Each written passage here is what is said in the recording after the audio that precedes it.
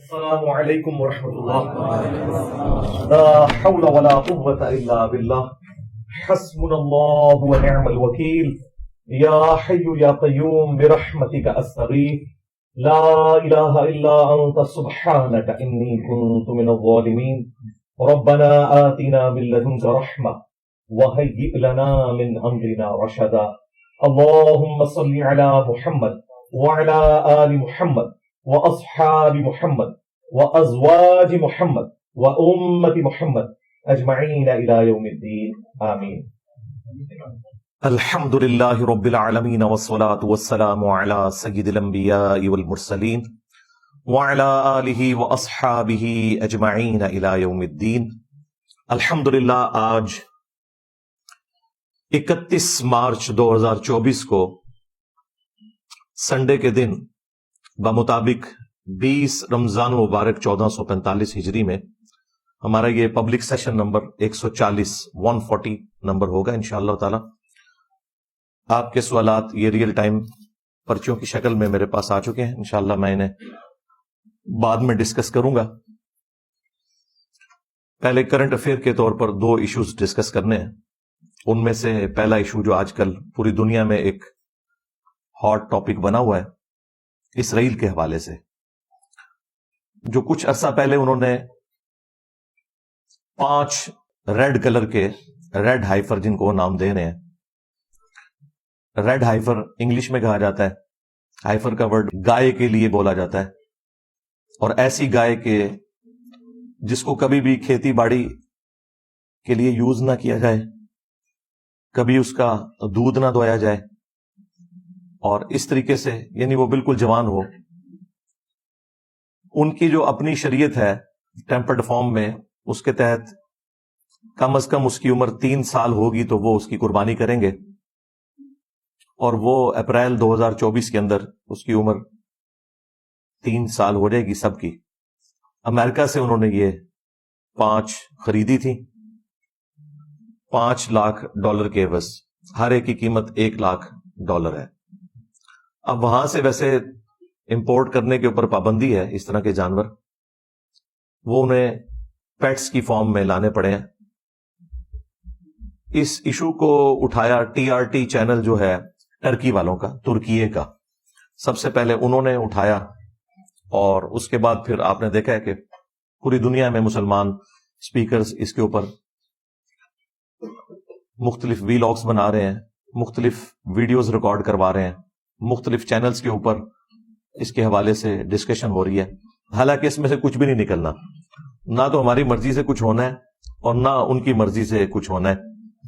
لوگ ڈرے بیٹھے ہیں. وہ لوگ جن کا ایمان قرآن کے اوپر تھا، وہ یہودیوں کی ایکٹیویٹی کی وجہ سے پریشان ہے کہ کہیں دجال ہی نہ نکل آئے.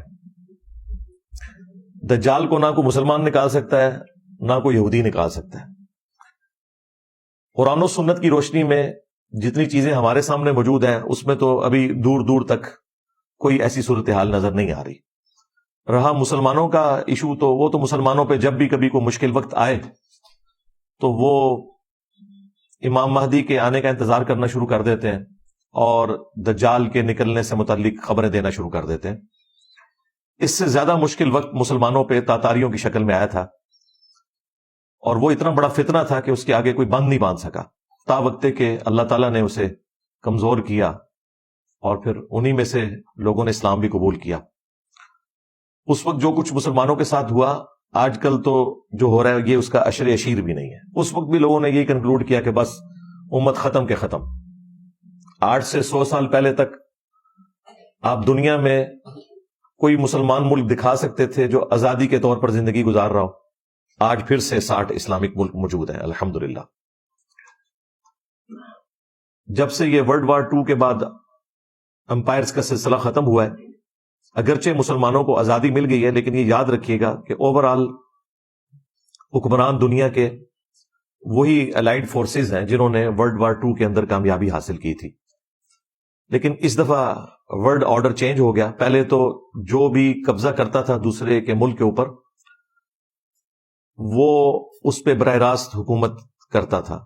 لیکن اب چونکہ قوموں نیشنز کی بنیاد کے اوپر ملک بن چکے ہیں، امپائرز ٹوٹ چکی ہیں، لہذا اب جو رول کرنے والا معاملہ ہے وہ ڈائریکٹ نہیں ہے، انڈائریکٹ ہے.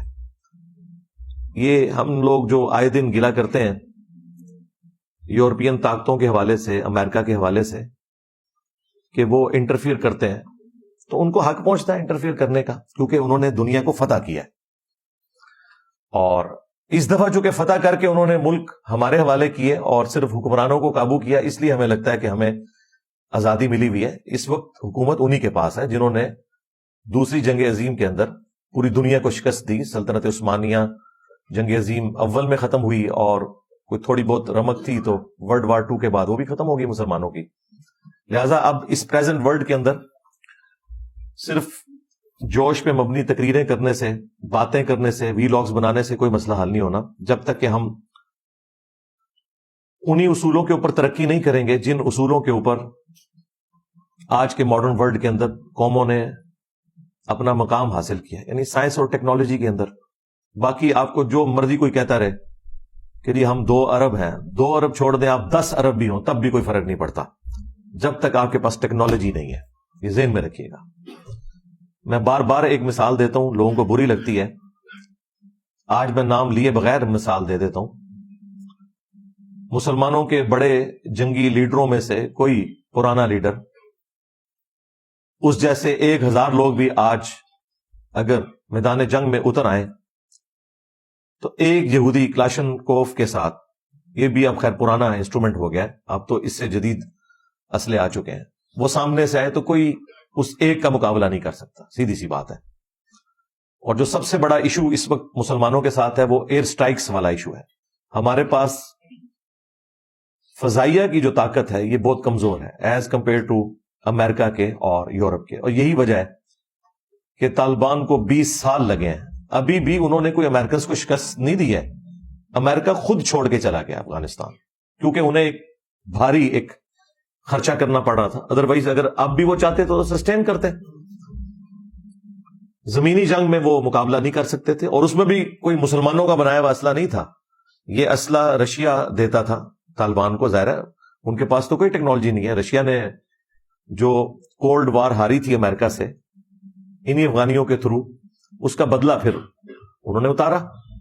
تو اسلحہ ان کا، ٹیکنالوجی ان کی، اور ہمارے پاس صرف وی لاگز ہیں بنانے کے لیے، لوگوں کے خون گرمانے کے لیے. تو ان خوابوں کی دنیا سے باہر نکلے اور ریئل ورلڈ کو پہچانے. یہ کوئی بزدلی والا معاملہ نہیں ہے، یہ حقائق والا معاملہ ہے، اور حقائق کے ساتھ ہی دنیا چلتی ہے.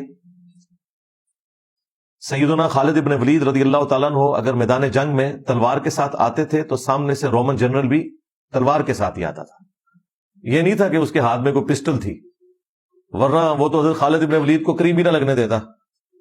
تو یہ جو آپ کو ایک جھوٹ بولا جاتا ہے نا کہ برابر کا اسلحہ نہیں تھا اور صحابہ کرام نے فتوحات حاصل کر لی، پارشلی یہ بات درست ہے. کوانٹٹی وائز ان کے برابر کا نہیں تھا، لیکن کوالٹی وائز وہی تھا. تلوار کے مقابلے پہ تلوار ہی ہوتی تھی. آج مجھے بتائیں ہمارے اسلحے کیا اس قابل ہیں کہ ہم ان کو آنکھیں دکھائیں؟ ہمارے پاس F-16 ہے، اور اس کے بھی جو پرزے خراب ہوتے ہیں، کوئی ایشو ہوتا ہے تو ہمیں امریکہ کی منتیں کرنی پڑتی ہیں. اور اسرائیل کے پاس F-35 ہے. ہاں جی، 16 دوڑی 32 3 وچ جمع کرو تے 35 آندا ہے. F-16 اور وہ F-35، اتنا فرق ہے. اسے رن وے پہ بھی بھاگنے کی ضرورت نہیں ہے، ایسے اڑتا ہے اور ایسے ہی وہ اتر بھی جاتا ہے. اور یہ تو میں نے آپ کو ایک چیز بتائی ہے، اور کافی ساری چیزیں ہیں. اور اسرائیل نے ثابت کیا ہے 67 میں اس نے پوری عرب دنیا کو شکست دی ہے. اس کے بعد سے بھی جو صورتحال ہے وہ آپ کے سامنے ہے.